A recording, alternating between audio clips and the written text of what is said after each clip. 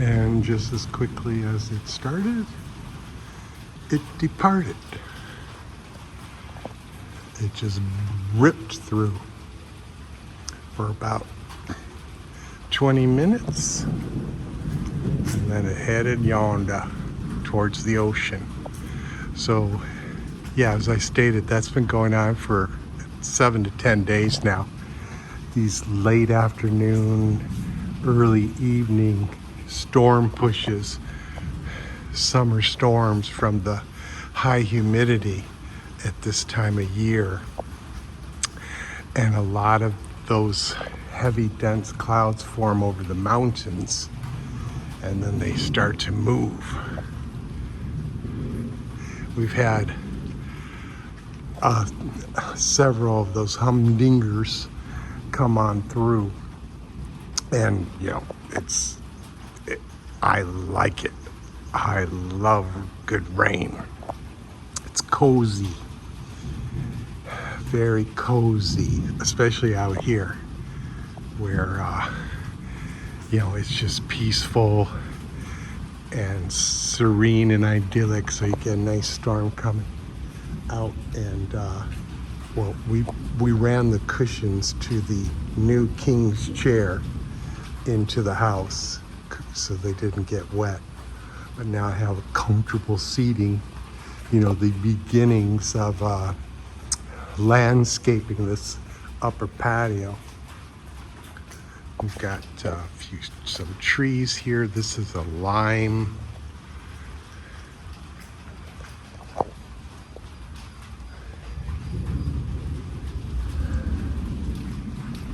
And that might be a lime too. And some little baby starter tree there in the center. A house plant, which is alive.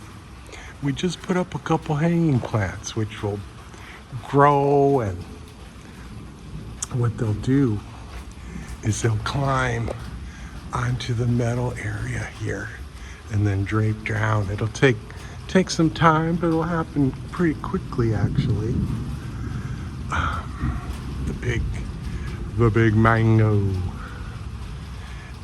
when it got moved about 12 months ago, it got moved and shipped here and planted, and it's doing just great. You can see we had just a huge swath. The whole tree was practically brown with these newish brown leaves, almost the reverse of a lot of tree species in America that turn brown in the fall and then turn green in the spring. Well, these turn brown generally, and then they turn green. So these are all new leaves.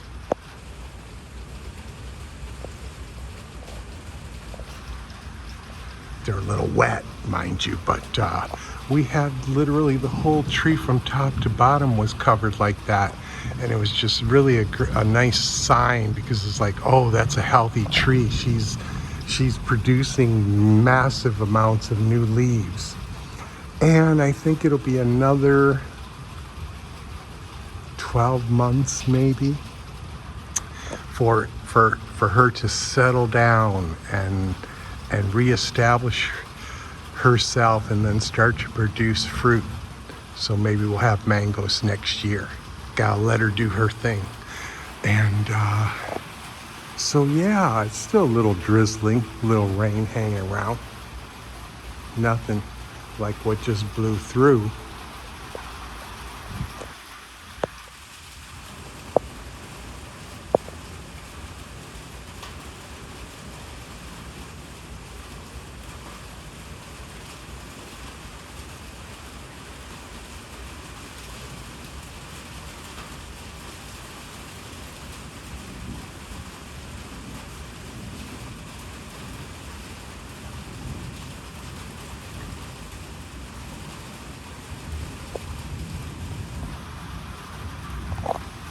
So yeah, we're okay now until tomorrow, maybe.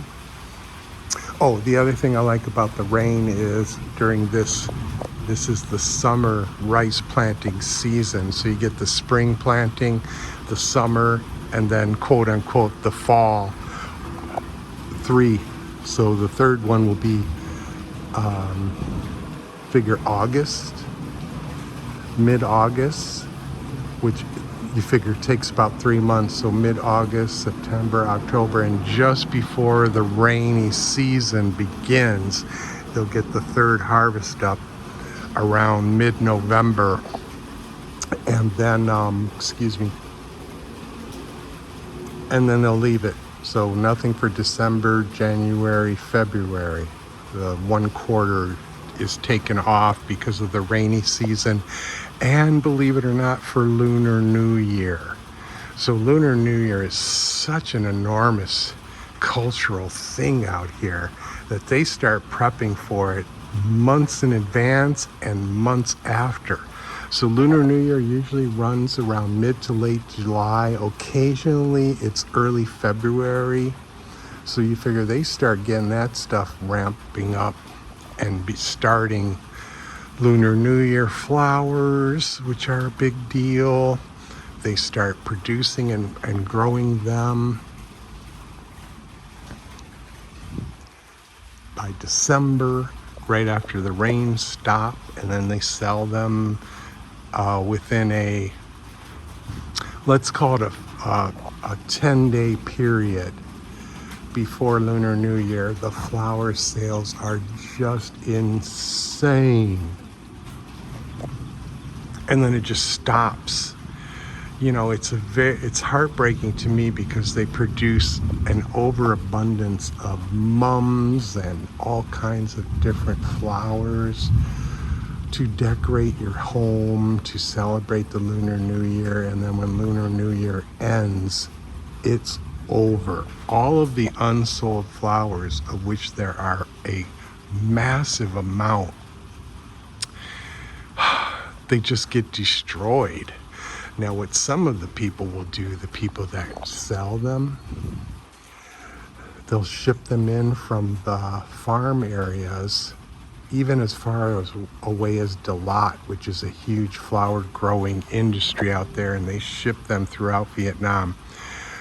They don't ship them back. The suppliers and wholesalers here that sell them throughout the cities and throughout the villages, some of them will take the unused and unsold flowers home to decorate their houses, but they will not water them.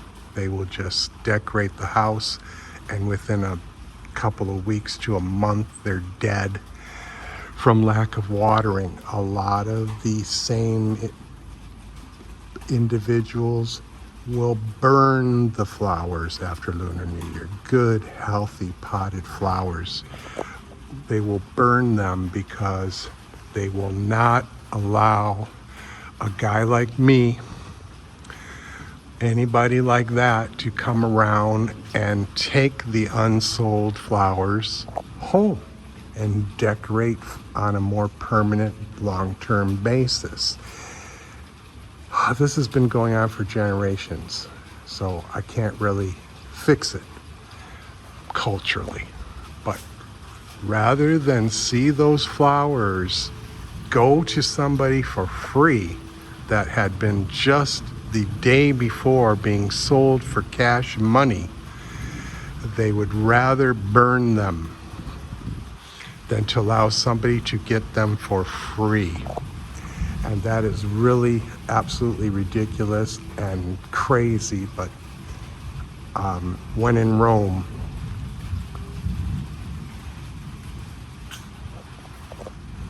the summer growing season to me is the optimal season, of course, because you get the grand sunshine, and irrigating the rice fields is no problem because they'll just draw from the water sources. But when you have rains like we've had now, boy, look at how she greens up. And it's just spectacular in terms of, you know, how grand and green and fertile the rice fields get during this growing season. I've talked a lot about rice in my vlogs because I find it visually stunning. The rice I eat here in Vietnam is some of the most delicious rice I've ever had in my life. They know what they're doing out here, of course. This is a rice bowl, Vietnam could be considered. And so they know how to grow rice because they've been doing it for thousands of years. Just look at the verdant green color and the fullness of the rice, and it's only about halfway. It hasn't even begun to form your little rice kernels yet. I talk about a lot of it because when you come out to Vietnam, you are in the midst of that rice bowl. You are in the midst of one of the largest exports of the country, which is rice. A lot of land is set aside and has been forever, again for thousands of years, to grow rice. The climate, the land, the soil, everything is just designed for it here. If you're going to grow rice, you're going to grow it in AKA Southeast Asia, which includes India, which is another huge rice growing nation. But it's that general Southeast Asia geographical area where rice is grown.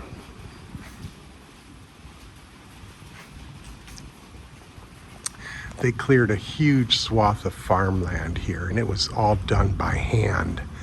And it was a lot of hard work. And I think they planted melons or some kind of vegetable or corn. I think it's melons though, generally. And it's just maybe an acre or two, but it adds to the landscape.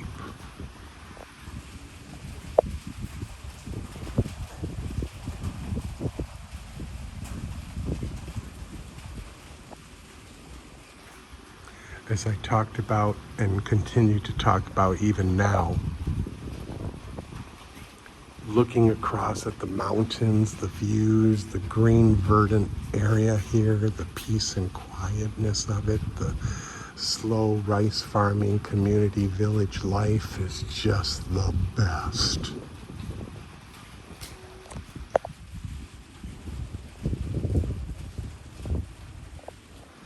The views I get out from here on the patio of the mountains and the surrounding sky is always different. You know, different shadows, different colors, different cloud formations, different sunsets. It's just glorious to have this living painting to look at day in and day out. And I try to be careful so as not to take it for granted.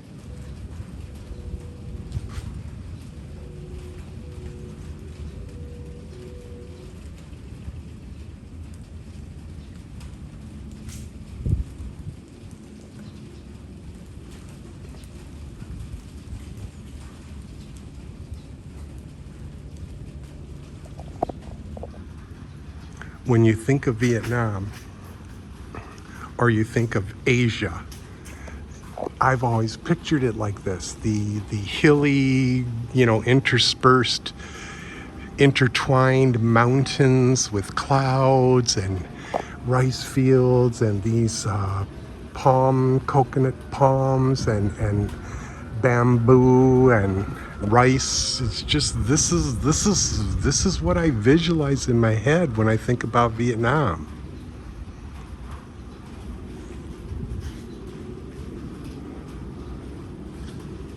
So this has cooled down the late evening, the late afternoon, going into early evening. It's cooled it down really nicely. So you don't need air con. So you can just open up your doors and windows and let the cool air come in.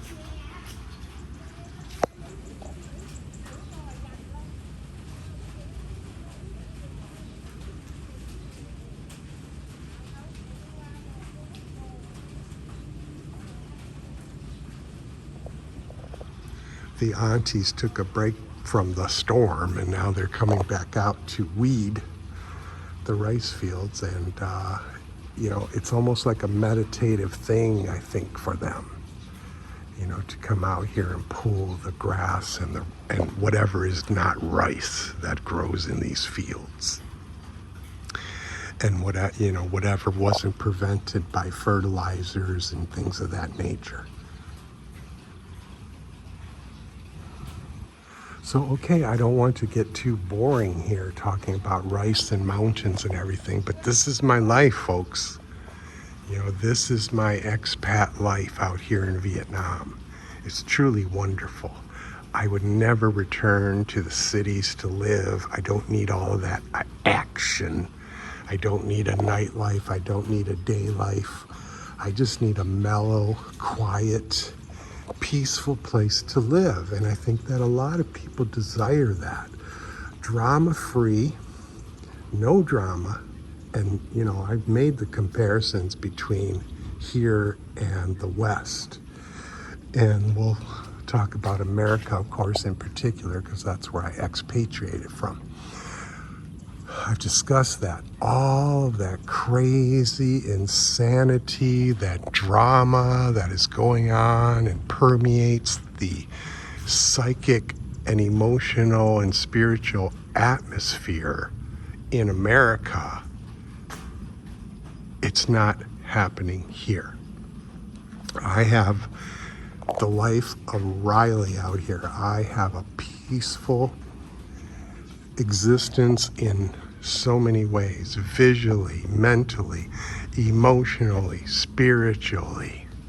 Just a fantastic environment to just live a calm, slow, stress-free existence. And that's what everybody, I would think, desires in retirement. And I'm so fortunate, so very, very fortunate to have been able to work that out for myself out here. What a blessing. What good fortune. And that drama-free life business really helps soothe the soul. And I think it slows down the aging process. I think it enriches your life, and it helps you to add, as it does for a lot of people in Asia, in the Asian culture, in the Asian race, something that I've also think I'm experiencing, which is longevity.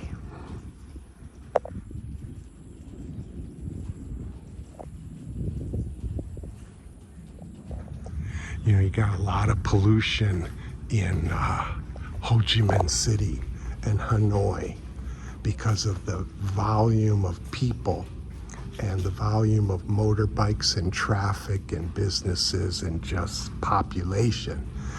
Hanoi has been listed as one of the most polluted, if not the most polluted city in the world. But out here we have fresh, clean air. We're not far from the ocean, so I think that adds a degree of cleanliness to the atmosphere. The mountains that are filled with trees scrub the air. The land is not polluted because it's such a low population out here. It's just the best. And I want to show it to you. I want to share it with you. Hopefully it brings you a sense of peace and calm to know that there are places out here where a person can exist. And if this is something that you aspire to, then all means try to make it happen. It doesn't have to necessarily be in Vietnam. It can be in any part of the world.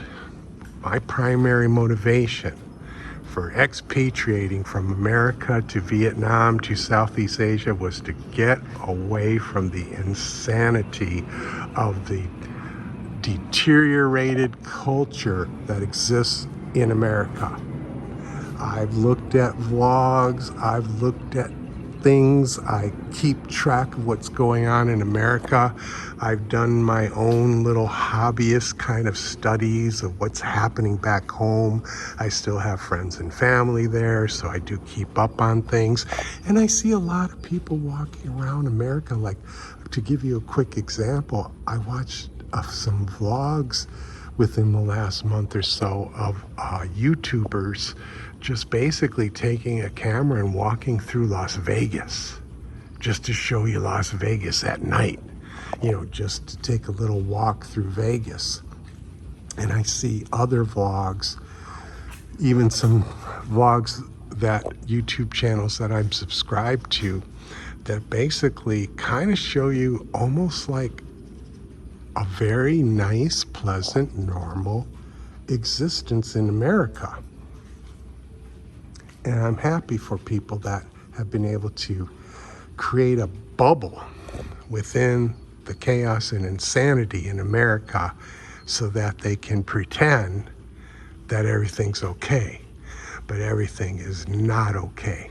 Nothing is okay in America anymore, and it never will be again. So while you're walking around and enjoying scenery and parks, and maybe you live in a nice neighborhood or something like that, outside of your door, outside of your bubble, is nothing but lawlessness, evil, and insanity. And there is no denying it, and there is no escaping it.